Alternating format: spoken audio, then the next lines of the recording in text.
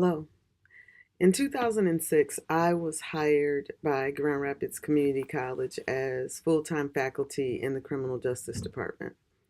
I'd never in my life experienced an environment that was diverse yet not inclusive. I say that because my first year or so was one of that was filled with great isolation, if you will. I'll never forget morning after morning, day after day, um, getting onto an elevator in which I rode with the same group of faculty, colleagues, that in fact never spoke to me. I never even rendered a good morning or a hello until one day, as we were all getting onto the same elevator as we did every single day, Monday through Friday, a group of students stepped onto the elevator with us that I had in class. And the students were referencing me as Professor Banks. And in that moment, these individuals, these fellow colleagues, turned to me and said, "Why didn't you tell us that you were faculty?" And I thought in that moment, why did that matter, or does that matter? And they shared with me that if they had known that I too was faculty, that I would have been included in their morning conversations and would have, I guess, received hellos, etc., etc.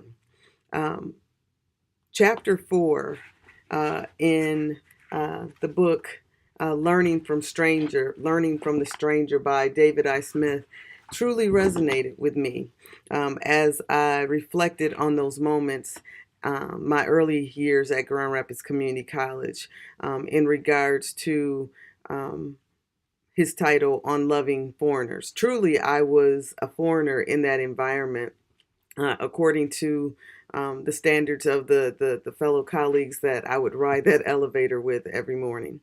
And so it meant the world to me to hear him unpack the golden rule and the love command, and that there's no wiggle room that we have in terms of who we deem to be our neighbor. Everyone is our neighbor. God makes no distinction between who our neighbor is and holds us all accountable in terms of treating people fair and just and decently, even going out of the way to make sure that we're doing that as Christians.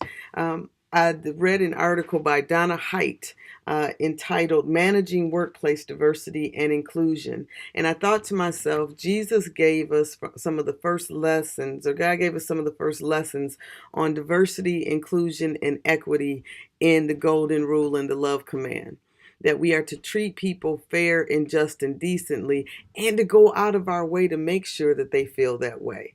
That we don't have the right to determine who's in and who's out in God's kingdom or through God's lens. But in this article, it talked about how environments, organizations can fulfill diversity mandates, but they have a responsibility, if they truly want to obtain optimal work environments, to also be inclusive, to hear and value and accept everyone's voice at the table, and to make certain that people feel valued and included. That it's not enough to have diversity, but you must have inclusion, and you should ultimately seek to gain equity, making sure then that what everyone and anyone needs, that they are given it in order to truly feel a part of community.